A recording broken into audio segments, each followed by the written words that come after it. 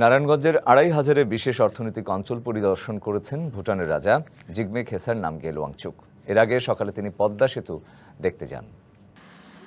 কূটনৈতিক থেকে অর্থনৈতিক দীর্ঘ ঐতিহাসিক বন্ধুত্বের স্মারক হয়ে একসাথে উঠছে ভুটান আর বাংলাদেশের পতাকা। সফরের তৃতীয় দিনে শিল্প বাণিজ্যে এগিয়ে যাওয়া বাংলাদেশ দেখতে নারায়ণগঞ্জের ২৫০০-এ ভুটানের রাজা বেলা 11:30টার দিকে বিশেষ এই অর্থনৈতিক অঞ্চলের বেবজা কার্যালয়ে আসেন তিনি।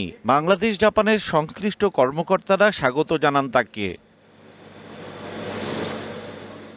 বেলা 12:30টার দিকে ২৫০০-এর বিশেষ অর্থনৈতিক অঞ্চলের নির্মাণাধীন একটি কারখানায় ঢোকেন রাজা জিগমে খেসার নামগেল ওয়াংচুক। তুরস্ক ভিত্তিক এ কোম্পানির কর্মকর্তারা এই কারখানার বিস্তারিত তুলে ধরেন। পরে বেজার নির্বাহী চেয়ারম্যান এবং জাপানের রাষ্ট্রদূত জানান, এ অর্থনৈতিক অঞ্চল নিয়ে আগ্রহ তৈরি হয়েছে ভুটানের রাজার।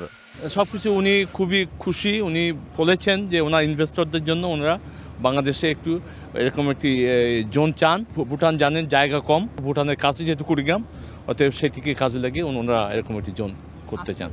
He showed very great interest in the R.I.Hazard, this BSEZ, and it's my honor and as an ambassador that he showed not only the interest to this special economic zone. এর আগে বাংলাদেশের গৌরবের স্মারক পদ্মা সেতু পরিদর্শন করেন ভুটানের রাজা।